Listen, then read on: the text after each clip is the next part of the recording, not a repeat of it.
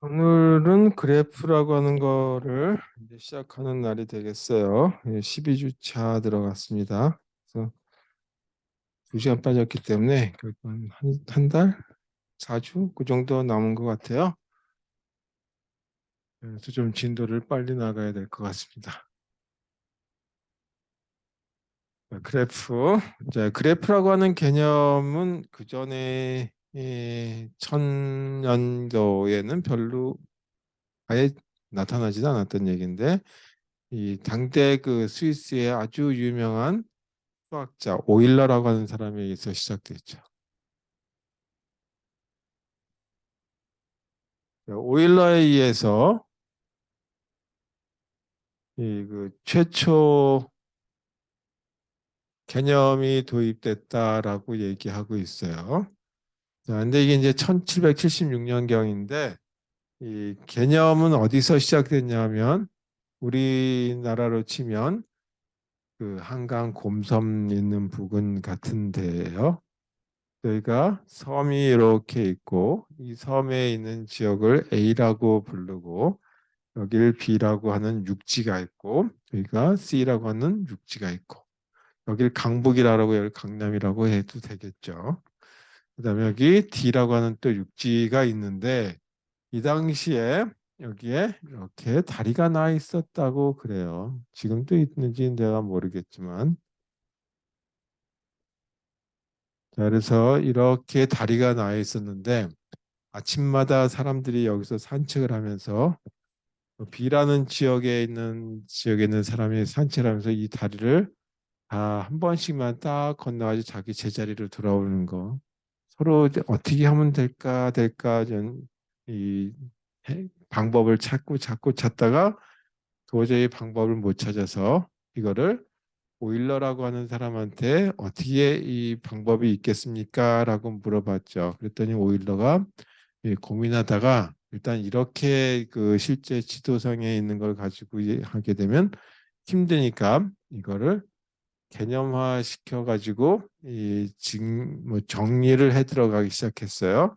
그래서 하나가 육지를 점으로 나타내도록 하고 그다음에 그 다리를 선으로 나타내 보자. 그래서 A라고 하는 육지 와 B라고 하는 간에 다리가 두 개가 있으니까 이렇게 두 개에 해당하는 다리를 놓고 여긴 A와 B라고 하는 걸로 점으로 표시하자. 그 다음에 A와 C 사이에도 다리가 두 개가 있으니까 이렇게 표시하고 이 사이에 다리가 한 개니까 D.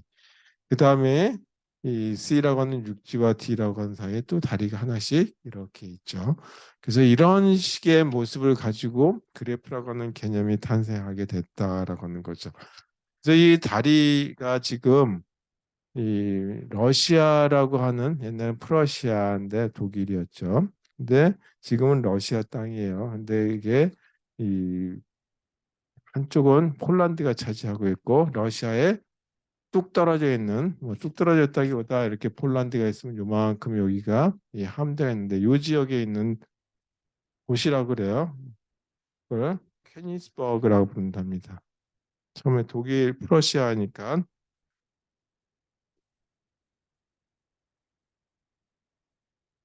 케니스버그 브릿지라고 하는 얘기. 그래서 이런 문제를 케니스버그 브릿지 프로그램이다라고 했는데 이 문제가 뭐냐 하면 육지에서 임의의 점에서 시작해서 각 다리를 단 한 번씩만 건너고 다시 시작점으로 되돌아올 수 있는지에 대한 문제. 그래서 이거는 임의의 그 육지 점에서 시작해서 각 다리를 단 한 번씩만 건너는 거.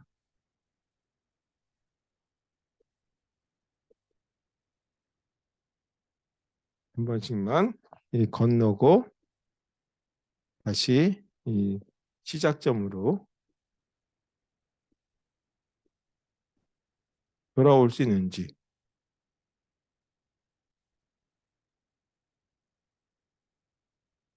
이거에 대한 의문을 갖고 시작하는 문제가 케니스버그 브릿지 프로그램이다라고 얘기합니다. 이거와 관련해서 이 오일러가 이렇게 얘기하고 이런 문제를 가지고 얘기했을 때 우리가 한 줄 긋기 뭐 또는 제이급 해밀턴 또는 오일리언 뭐 이런 얘기들이 나오게 될 텐데 그게 그래프 처리해 주는데 또는 이제 그래프라고 하는 거를 우리가 또 활용하게 되면 부품들이다라고 할 수 있겠죠. 그럼 부품들을 가지고 연결했을 때 이거를 선으로 연결했어요. 만약에 이 부품들이 반도체 안에 들어가는 거다. 그러면 선으로 연결해 줘야 되는데 그 연결해 줄 때 어떻게 해주는 것이 최적의 될 것이냐 아니면 이 가능하다면 이제 그이 겹치지 않고 연결해 줘야 될 것이냐 하는 그런 전체적인 문제까지 여기서 나타나게 될 문제가 될 거예요. 그래서 그런 문제들에 대한 거를 오늘 다루게 되겠습니다. 그래서 먼저 이 오일러라고 하는 사람의 얘기하는 그래프라고 하는 거에 대한 정의는 뭐냐라고 하는 것부터 시작해서 얘기를 해보도록 하죠. 그리고 우리가 할 거는 이 그래프라고 하는 걸 어떻게 디지털 컴퓨터라고 하는 거에서 표현할 것이고 그 표현된 자료들을 가지고 때로는 정점들이라고 하는 이런 거 이제 정점이라고 얘기하는데 버틱스라고 얘기해요. 그래서 이런 정점들을 다 방문하는 방법은 어떻게 될 것이고 또는 또 이제 그 여기 이 비용이 다 있다고 가정하자 이거죠. 그래서 예를 들어서 A라고 하는 지점에서 시작해가지고 판매원이 각 도시를 다 돌고 나가지고 다시 자기 집으로 되돌아갈 때까지 비용이 가능한 적게 들어야 되겠죠. 그렇게 해서 최소 비용으로 돌기 위해서는 어떤 길을 가지고 이제 다른 그 경로를 따라가야 될 것인지를 결정할 수도 있는 문제가 나올 거다. 얘기죠. 그런 문제를 다루는 것이 이 그래프라고 하는 거에서 다루게 될 부분이 되겠습니다. 일단 정의를 보게 되면 그래프는 두 개의 이 집합으로 되어 있어요. 근데 이 집합이 뭐냐 하면 이 유한집합이에요. 개수가 무한으로 되어 있는 것이 아니라 유한계. 유한계 원소를 갖고 있어야 된다. 근데 집합의 종류를 보게 되면 일단 이 정점이라고 하는 버틱스 집합과 그다음에 연결선, 연결선을 두 가지로 얘기하는데 영어로 edge라고도 부르고 또는 arc라고도 불러요. 그래서 보통 연결선 edge라고 한다면 방향이 없는 경우를 얘기하고 그는 방향이 있는 경우를 얘기하는데 그것도 꼭 그렇게 구분하지는 않는데 구분하고 싶으면 그렇게 해서 이 얘기를 하는 수가 있더라 이거죠. 그래서 연결선 집합으로 구성되는 이 모습을 그래프라고 얘기한다 하죠. 그래서 그래프를 나타낼 땐 G라고 하는 걸로 표현하고 정점과 edge라고 하는 걸로 표현한다. 그래서 이렇게 표현되겠죠. 정점들이라고 하는 이거는 이제 그 정점들에 대한 거, 버틱스들에 대한 거를 얘기하게 되겠죠. 그 버틱스 여러 개들의 집합을 B of G라고 나타내고 edge들의 정점, 근데 그래프는 G라고 표현했을 때 이거는 set of edge라고 나타내는 걸로 해서 그래프라고 하는 걸 정의를 내리겠다. 그리고 이 사이에 연결선들이 어떻게 되는지 이런 것들은 다 뭐냐면 유한계 원소로 구성된다. 무한히 구성됐다라고 한다면 집합으로 표현할 방법이 뭐 표현은 할 수 있겠지만 이렇게 그림으로 나타낼 수가 없겠죠. 그래서 그런 경우는 우리가 여기서 그래프라고 하는 정의에서 좀 빼도록 하겠습니다. 몇 가지 우리가 다루게 될 이제 뒷부분에서 이 그래프와 관련된 이제 알고리즘을 다루게 될 거고 그다음에 이런 것들을 어떻게 표현할 것인지에 대한 자료 형태에 대한 모습이 나오겠죠. 그래서 그런 거를 다루기 위해서 먼저 이 관련된 용어들을 몇 가지 좀 나열해서 볼 필요가 있겠습니다. 그래서 용어에 대해서 좀 보도록 하죠. 먼저 용어 중에 하나가 인접이라고 하는 말을 써요. 영어로 adjacent라고 부릅니다.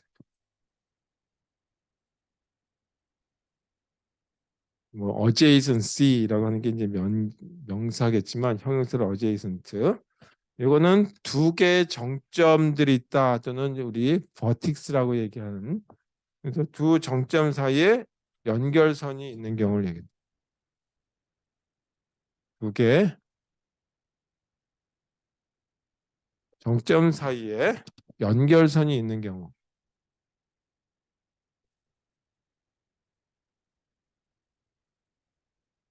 그런 경우에 인접하다라고 얘기하겠죠.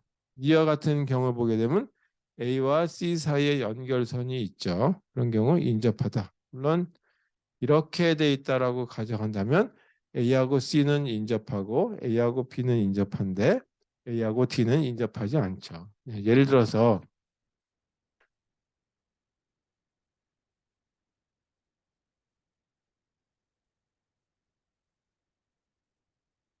이렇게 생긴 그래프다라고 한다면 A와 B 사이에 연결선이 있죠. 그래서 A와 B는 인접. 그다음에 뭐 A와 D는 인접이 아니다.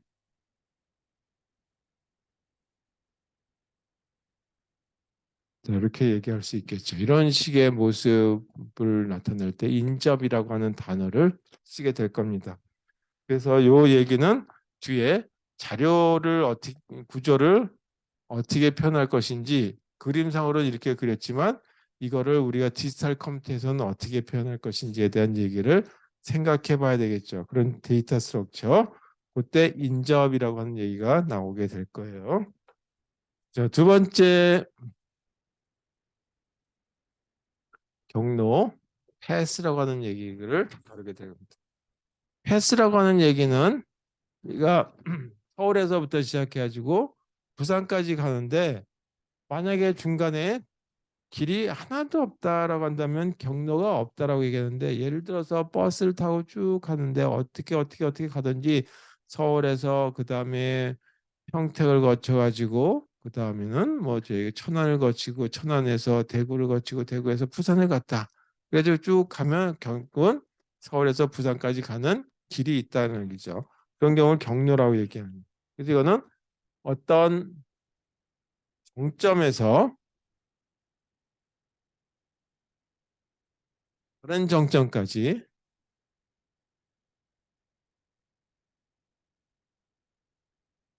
연결된 연결선이 있을 때 연결선이 있는데 그 연결선을 순서대로 나열한 거죠. 이걸 갖다가 경로라고 이름을 붙이겠다라고 하고 있어요. 세 번째는 길이 length라고 하는 단어를 쓰는데 이거는 경로상의 연결선이 몇 개냐. 예를 들어서 서울에서 부산까지 가는데 아까 얘기했죠. 서울에서 평택을 거쳐서 평택에서 천안을 거쳐서 천안에서 대구, 부산 이렇게 가면 그쪽에 뭐 직선으로 가는 것도 있지만 몇 개 이렇게 그 경로를 따라가느냐라고 하는 거. 그래서 이건 경로상의 연결선 수를 갖다가 길이라고 부르자. 그래서 가능하다면 길이가 짧게 가는 게 좋겠죠. 물론 거기도 가중치라고 하는 걸 둬서 가는데 비용이 얼마나 걸릴 것인지 그 비용이 돈으로 낸 비용도 있고 시간이라는 것도 얘기할 수 있겠죠. 그렇게 얘기했을 때 이 경로를 가능하다면 짧게 가는 것이 좋지 않겠느냐라고 하는 얘기를 또 생각해 볼 수 있는 알고리즘도 다뤄봐야 되겠죠. 또 다른 예로 경로는 경로인데 이 단순 경로라고 하는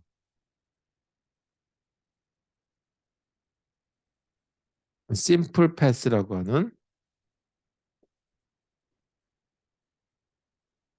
이거는 경로상의 모든 정점이 서로 다른 경우죠. 그래서 만약에 이 가는데 다시 한 바퀴 돌아서 와야 돼서 그 목적지까지 간다면 이 선로는 다른데 도시를 두 번 통과해야 되는 수도 있죠. 그런 경우를 빼고 모든 도시들이 다른 경우를 해서 목적지 가는 경우 그런 경우 이 단순 경로라고 얘기한다. 그래서 경로를 쭉 보니까 모든 정점 또는 만약에 A라고 하는 지점에서 B라는 지점까지 가는데 한 번도 도시를 똑같은 데를 거치지 않고 가게 된다. 그러면 단순 경로라고 얘기한다 이거죠. 그래서 모든 정점, 정점이 서로 다른 경우죠.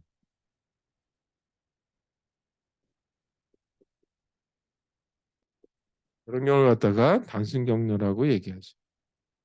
그다음 우리가 지금까지 추리라고 하는 걸 했었죠. 추리라고 하는 거에 대표적인 구조가 뭐가 있냐면 족보라고 하는 거가 추리 구조로 나타낼 수 있다 그랬어요. 그래서 1대, 2대, 3대 이렇게 나오는데 1대 조상이 나중에 한 10대 후손에 다시 될 수는 없는 거죠. 그렇게 되는 건 사이클이 있다라고 얘기하는 건데 그래프의 경우는 사이클이 있는 경우를 얘기해요. 그래서 이 그 추리라고 하는 거는 그래프의 특별한 경우다라고 볼 수가 있어요.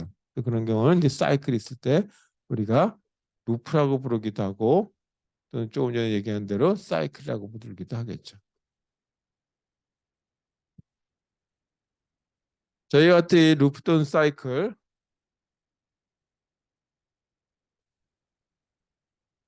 이거는 시작과 마지막 정점이 동일한 경로를 얘기한다. 시작점, 마지막 목적지도 좋고 이 마지막 정점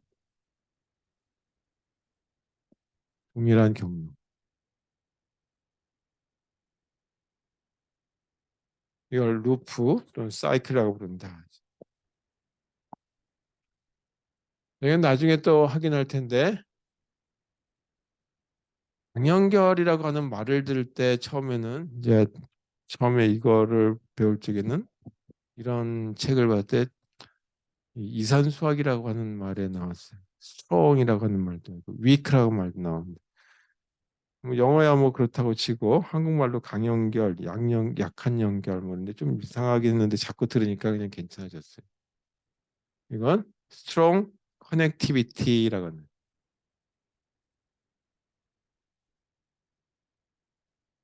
이건 뭐냐면 두 개의 정점 A와 B 사이에 이 방향이 A에서 B로 가는 거, B에서 A로 가는 거 두 가지가 있는 경우다. 다시 말해서 이렇게 A라고 하는 정점이 있고 B라고 하는 게 있으면 A에서 B로 가는 게 있는가 하면 이런 방향 그래프 선론이 있다면 B에서 A로 가는 이런 선로가 있는 경우 다시 말해서 강연결은 두 개의 정점 A와 B 사이에 A에서 B로 가는 이걸 이렇게 쓸게요. A에서 B로 가는 경우 방향이 있는 때는 앵글 브래켓을 방향이 없을 때는 이렇게 쓸 때는 A라고 하는 정점과 B라고 하는 거 그냥 이렇게 연결한다고 치면 이렇게 썼다면 A에서 B로 가는데 방향이 있는 경우를 이렇게 쓰겠다. 거꾸로 B에서 A라고 이렇게 썼다면 여기가 A가 있고 B가 있다면 이쪽으로 이렇게 되는 경우. 이건 방향이 없을 땐 화살표가 없는 경우. 따라서 A에서 B로 가는 연결선 이걸 아크라고 부르죠. 이것도 아크라고 부른다 알겠죠. 근데 이런 건 에지라고 부르겠다. 그리고 구분을 할 수도 있겠죠. 그래서 A에서 B로 가는 아크와 B에서 A로 가는 아크로 이두 가지로 양방에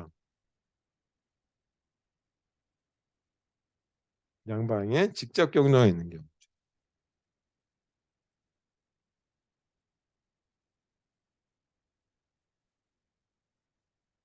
이런 경우 강연결이다, strong connectivity다라고 하는 말을 써요. 그다음에 이 지금 할 것들은 이제 좀 많이 나오는 용어 중에 하나가 되는데 우리가 추리 쪽에서도 무슨 뭐 completed 그래프, full 그래프 뭐 이런 식 full 추리 뭐 이렇게 얘기했듯이 여기서도 완전 그래프라고 하는 얘기가 있어요. 이거는 completed 그래프다.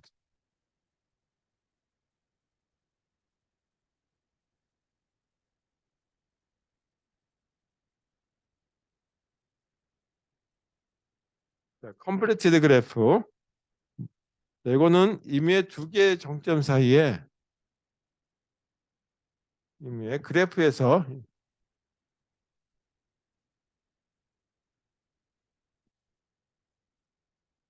연결선이 있는 겁니다. 여기는 H라고 얘기할게요. 이런 그래프를 갖다가 완전 그래프다. 자, 예를 들어서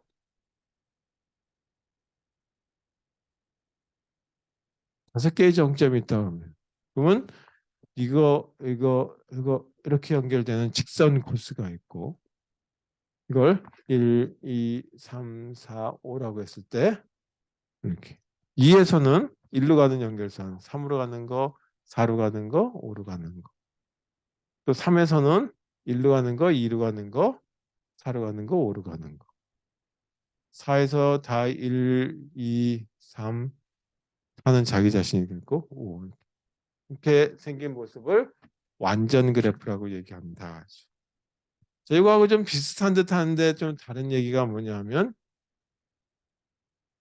정규 그래프라고 하는 말을 또 있어요.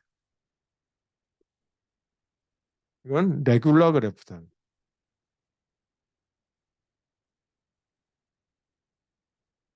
근데 정규 그래프는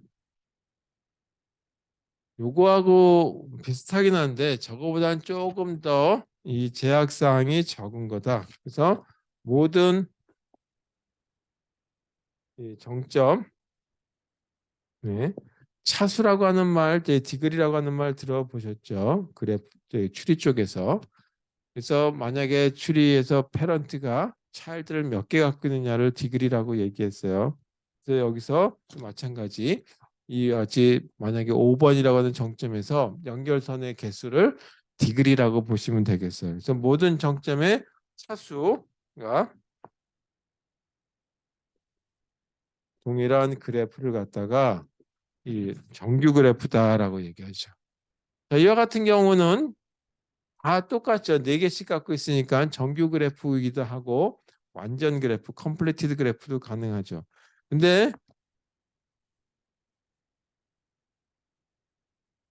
자, 이렇게 생긴 거 보게 되면 완전 그래프는 아니죠. 완전 그래프가 되려면 이 사이에도 이렇게 선이 있어야 되겠죠. 여기서 갈 수 있는 직선, 일로 가는 직선 있어야 되는데 없죠. 이 대각선으로 된 거. 이 사이도 없죠. 그런데 여기서 연결선 수를 보게 되면 두 개, 여기도 두 개, 여기도 두 개, 여기도 두 개 해서 다 정점에게 각 정점에서 보게 되면 차수가 두 개씩 이렇게 돼 있죠. 이렇게 두 개씩 돼 있기 때문에 이와 같은 걸 갖다가 정규 그래프라고 얘기할 수 있다. 또 어떤 경우 포함되냐 하면 이런 것도 포함되죠. 이것도 정규 그래프에 포함되는 거죠. 자, 이렇게 얘기할 수 있다.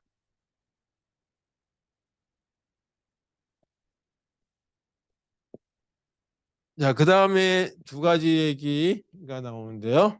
이제 더 많이 사용되는 것 중에 하나가 해밀토니언이다라고도 부르고 그냥 해밀턴이라고도 불러요. 그래서 해밀토니언이다. 사람 이름이겠죠.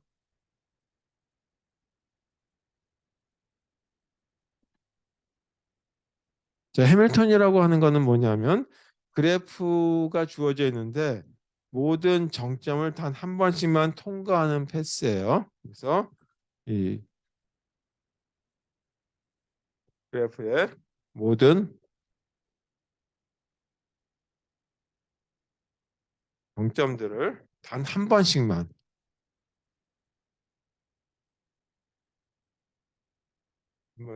통과하는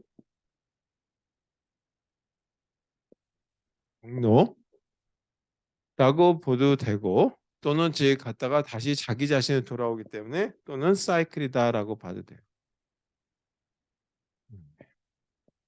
내가 어떤 경우가 여기에 해당되냐면 전국을 돌아서 판매를 하려고 영업을 하기 위해서 홍보를 나가는 경우가 있다고 가정해 봅시다. 그랬을 때 이 도시를 두 번 방문할 필요는 없겠죠. 그러기 위해서는 각 선로는 또는 가는 연결 또는 도로망은 두 번 거칠 수가 있어요. 이때는 도로는 연결선은 두 번 통과 가능하다. 연결선 통과는 두 번 이상 가능한 경우를 여지 해밀턴이다라고 얘기합니다. 단 도시 또는 정점들은 단 한 번씩만 거쳐야 되는 경우를 얘기하는 거죠. 반면에 아까 이제 처음에 그 케니스버그 브릿지라고 하는 걸 얘기했었죠. 그래서 이걸 오일러라고 하는 사람 얘기에서 시작돼서 뭐 오일러가 처음에 그 다리에 대한 궁금증을 가진 건 아니고 오일러가 이 문제를 해결하기 위해서 의뢰받은 거죠. 그래서 오일러 서킷이다. 서킷이니까 폐회로가 되면 안 되죠.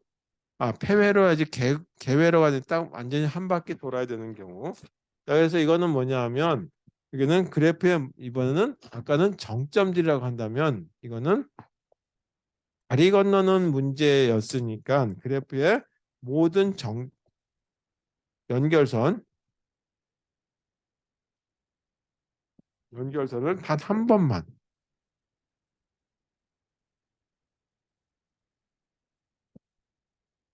통과하는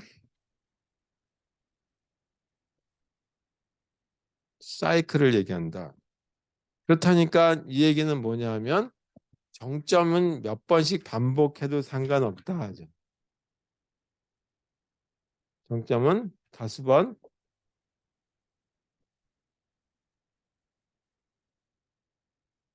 방문 가능하다라고 하는 얘기죠. 우리 많이 그려보는 거 있죠. 이렇게 생기는 거. 많이 해보나? 모르겠는데. 이렇게 생기는 경우 이건 이제 그 사이클은 아닌데 사이클은 사이클이지만 제자리로 되돌아오지는 못하죠. 하여튼 그래도 이런 거에 이 한 번씩 돌아서 되돌아오기 위한 거 이거 있는지 없는지 모르겠네요. 이런 식의 걸 하기 위해서는 어떻게 시작할 것인지를 찾는 문제들 관련해서 보시면 되겠다. 자, 여러분 이렇게 용어를 이제 정의했으면 그래프라고 하는 거에 대해서 우리가 어떻게 제 그 실제 디지털 컴퓨터에서 표현할 것인지에 대한 거를 얘기해 보죠. 그때 인접이라고 하는 얘기를 했어요. 그래서 인접이라고 하는 단어가 이제 출현하는 그래프 표현법에 대해서 얘기해 보도록 하겠습니다.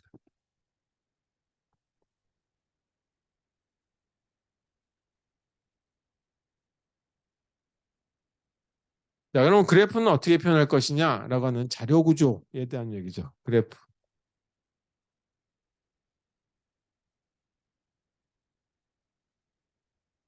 우리가 이제 그냥 손으로 그려가지고 종이에다 그린다든지 한다면 문제가 없겠지만 디지털 컴퓨터에다 그려야 되겠다라는 점. 그래서 대표적으로 두 가지를 나타내요. 인접, 행렬, 인접, 리스트.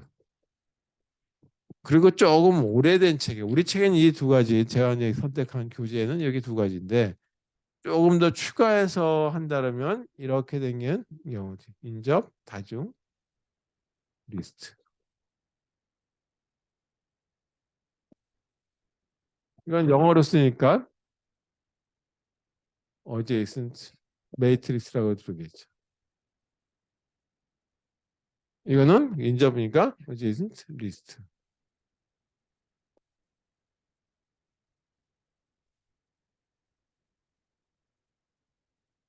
이거는 adjacent multilist.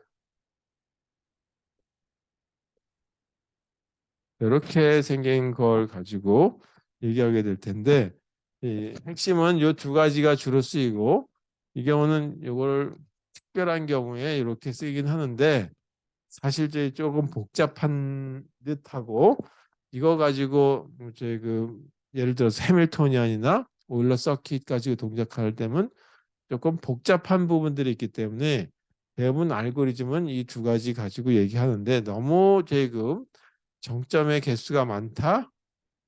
뭐 그렇다는지 연결선에는 제 그 방향이 없는데 쓴다라고 한다면 이게 조금 더 메모리 효율성이 있기 때문에 이 얘기를 좀 하는 수가 있어요. 근데 대부분 교재들은 이 얘기를 조금 빼놓는 경우들이 이 대부분이다라고 보시면 되겠어요.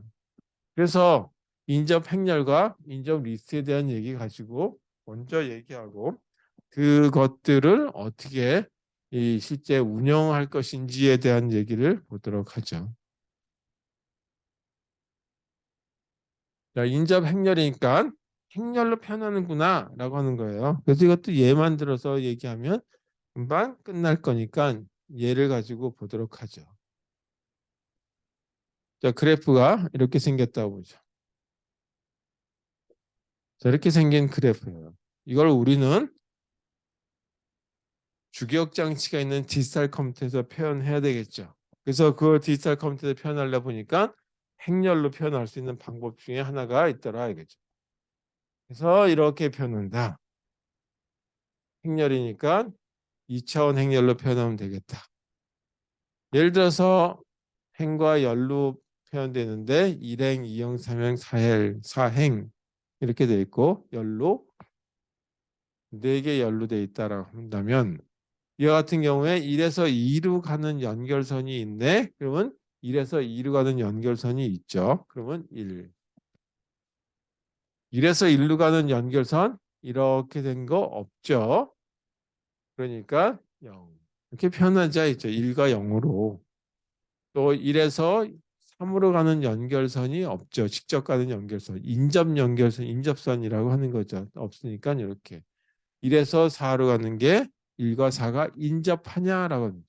인접하면 1, 인접하지 않으면 0. 따라서 인접하니까 1. 2에서 보게 되면 2에서 1이 인접하죠. 따라서 1. 2에서 2로 가는 인접한지 아닌지 표시가 없으니까 0. 2에서 3으로 가는 거 인접했죠. 연결선이 있으면 인접하다라고 얘기한다 그랬어요. 4로 가는데 연결선이 있으니까 1. 3에서 보게 되면 2하고 4만 연결선이 있죠. 따라서 2하고 4만 연결선이 있고 없으면 0. 자, 4에서 보게 되면 1과 2와 3이 연결돼 있죠. 그래서 1, 그다음에 2, 3. 자, 이렇게 생긴 모습이다. 만약에 여기에 이렇게 됐다라고 가정을 해보죠.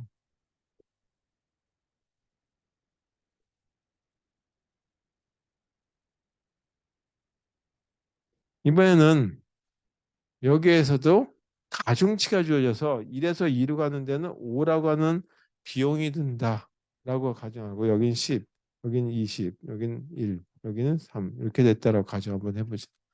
그럼 이거는 1과 0으로만 표현하는 것이 아니라 가중치 값을 생각해서 행과 열로 표현하면 되겠다.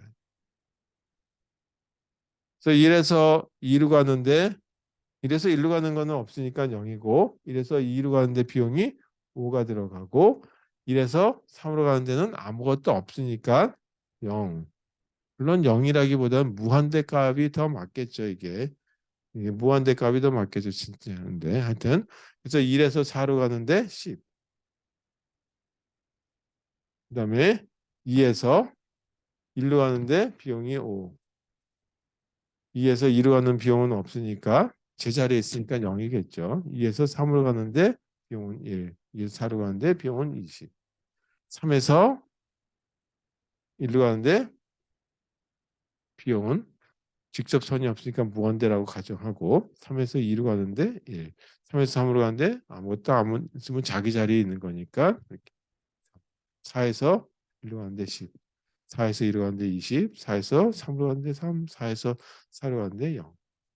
이렇게 해서 가중치값을 줄 수도 있겠다라고 생각합니다.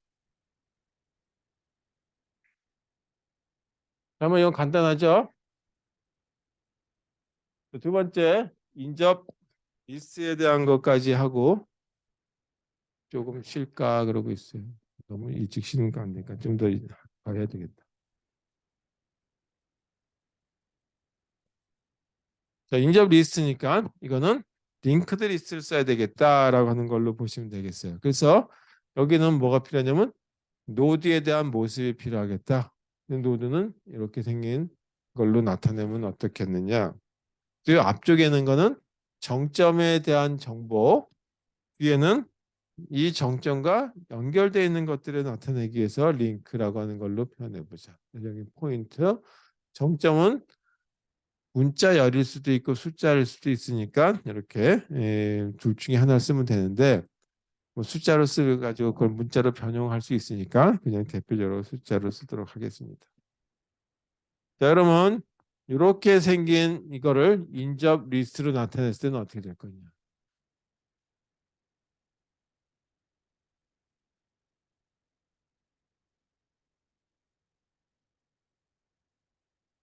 그러니까 인접 리스트로 나타내죠.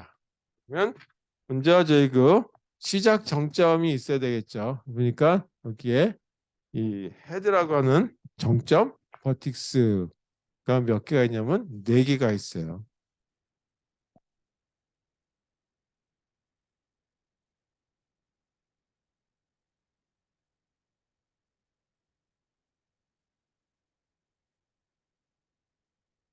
네 개의 정점이 있고 이 정점에서 보니까 1에서는 2로 1에서 다시 4로 이렇게 연결되어 있더라. 따라서 이게 1에서 연결되어 있는 정점들만 연결을 해주면 되겠죠. 그래서 1에서 2로 가는 정점이 있고 연결선이 있고 1에서 2로 가는 거. 그다음에 1에서 4로 가는 게 있다. 그래서 연결된 정점들만 써주면 되겠죠. 이렇게 나타내는 방법을 인접 리스트라고 얘기하는 거죠. 그래서 이와 같이 헤더들이 있고 헤드 노드를 기준으로 인접한 것들에 대한 정점들, 버틱스들만 쭉 나열해 주는 거죠.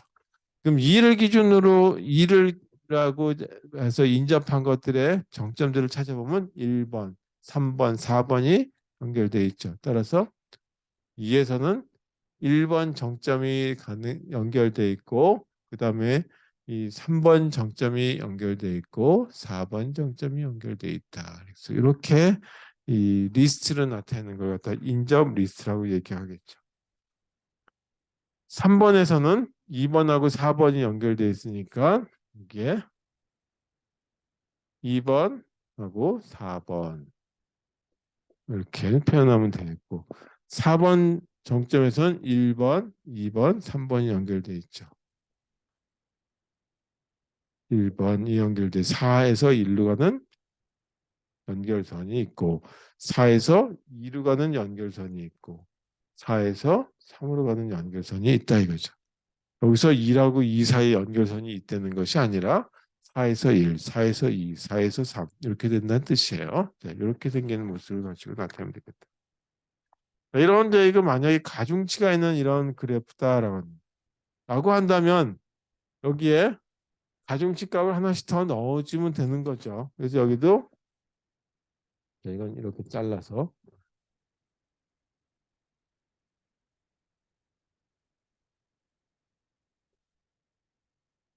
4개의 정점이 있고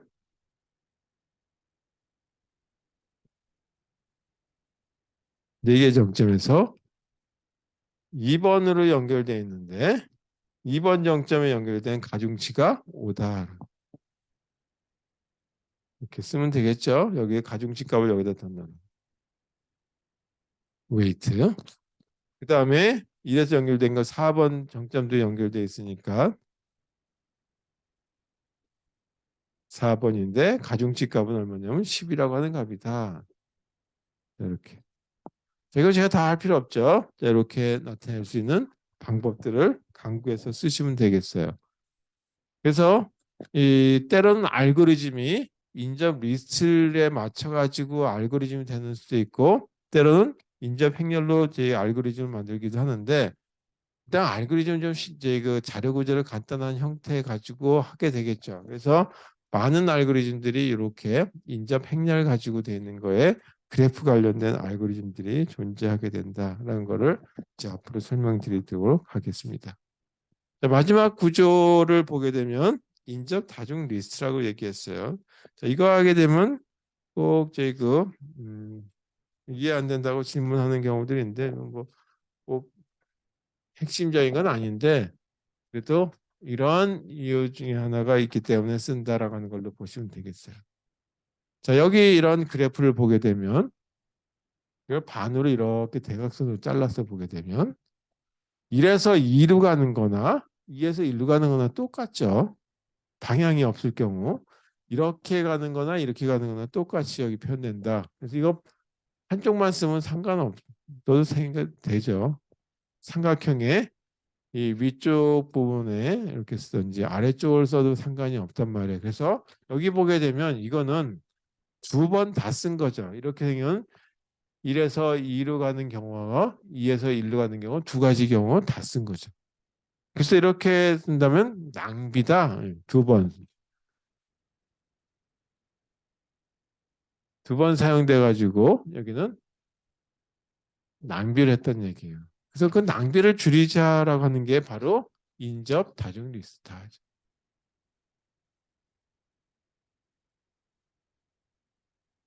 그래서 어떻게 했냐면 노드의 모습을 조금 더 복잡하게 나타냈어요. 공간이 조금 더 노드가 기니까 이렇게 나타냈다라고 보죠. 저희가 버틱스 1이다라고 한다면 이 버틱스 1번과 관련된 경로가 있어요. 1 이렇게. 그다음에 이쪽이 버틱스 2번이다 그러면 이 버틱스 2번과 관련된 경로가 있다죠. 이렇게 해서 이 조금 더 복잡한 형태의 노드를 갖고 있는 이런 모습을 가지고 이 그래프를 펴놓는다. 자, 예를 들어서 이와 같은 그래프를 보게 되면 여기서는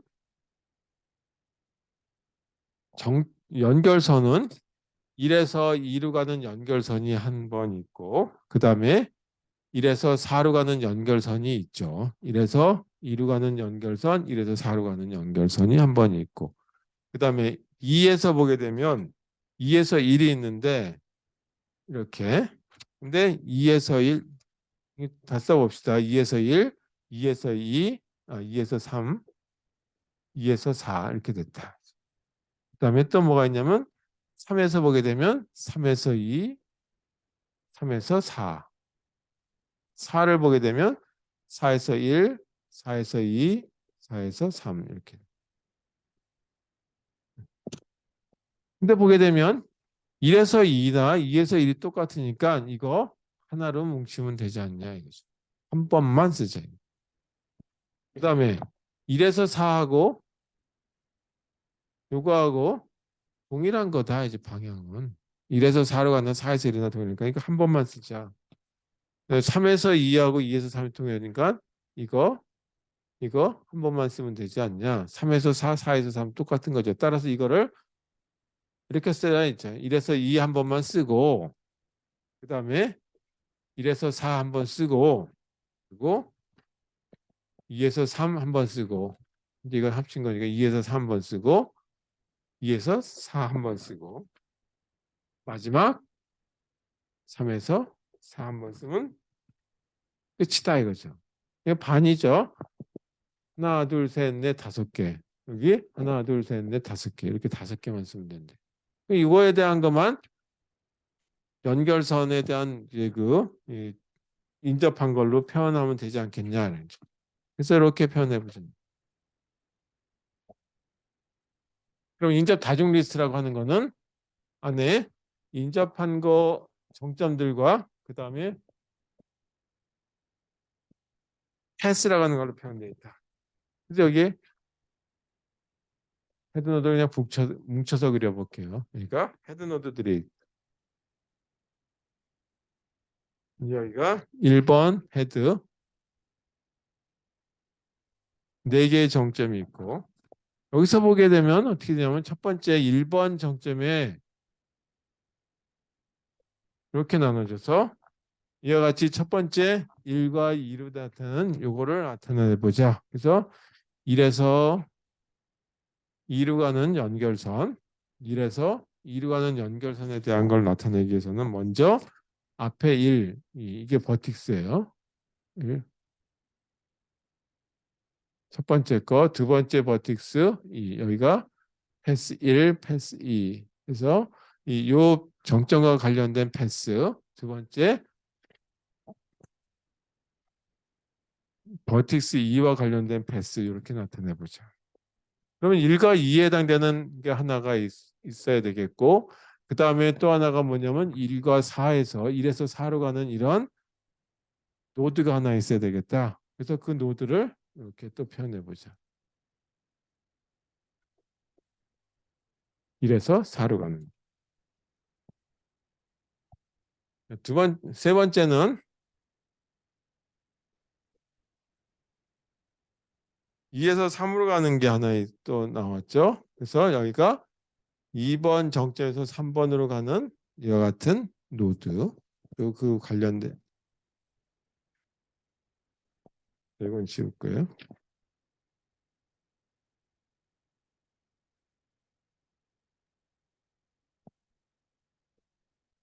자, 그 다음에는 2에서 4로 가는 거 하나 또 있죠.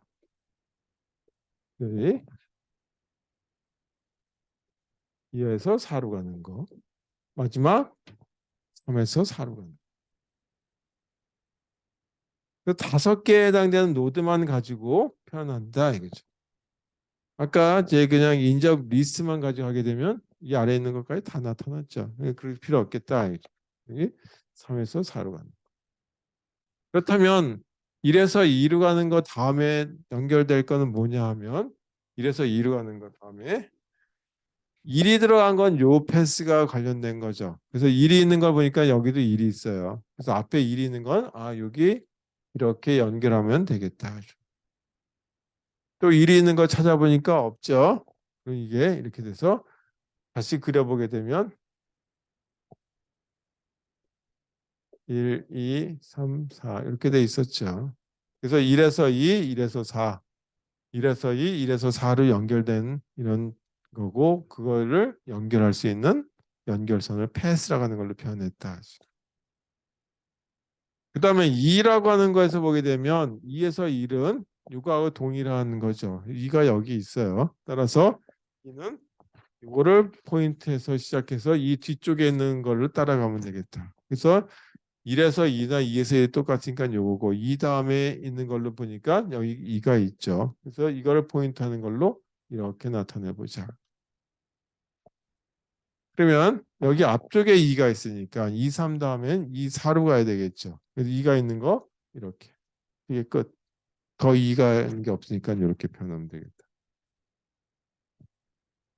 따라서 2에서 1, 2에서 3, 2에서 4, 2에서 3, 2에서 4까지 이렇게 연결되는 걸 찾을 수가 있다. 3으로 되는 거 그러면 2라고 하는 정점은 이렇게 시작하는 걸 찾았고 3이 시작하는 걸로 보게 되면 2, 3 여기 처음이 3이 여기 나오죠. 따라서 이 헤드노드는 여기서 또 시작하는 걸로 시작하자. 그럼 3은 뒤쪽에 있으니까 이 포인트를 따라가라 얘기예요. 2, 3이 있고 3에서 보면 3, 2가 있고 3, 4가 있죠. 3, 4 여기 있네요. 따라서 이 포인트는 이걸 보면 됩니다. 근데 3이 앞쪽에 있냐면 여기는 뒤쪽에 있냐? 앞쪽에 있죠. 이걸로 끝이죠. 이렇게. 4는 4, 1, 4, 2, 4, 3이에요. 4가 제일 먼저 나온 건 이거네요. 따라서 이렇게 해서 1사나 4일이나 똑같으니까 4가 있는 건 요거. 그럼 요 포인트를 따라서 4가 있는 부분은 이거죠. 따라서 이렇게.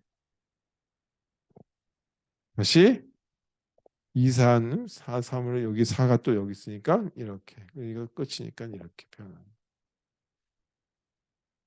이렇게 해서 나타내는 게 인접 다중 리스트라는데 자 이걸로 되어 있는 알고리즘은 제가 좀 안 찾아봐서 그런지 몰라도 거의 못 봤어요. 그리고 책에 따라서는 이렇게 인접 다중 리스트를 소개한 책도 있고 이렇게 한 사람도 있고 또는 또 다른 형태로서 저희가 좀 이런 모습을 얘기한 경우들도 있는데 이게 이제 좀 아주 오래전에도 굉장히 좀 제 그 자료 구조 책에서 좀 이 유명한 사안이라고 하는 사람이 지금은 정년하셨을 거라는데 그분이 쓴 책에 보면은 이런 내용들이 좀 나와서 제가 여기에 소개해 드렸습니다.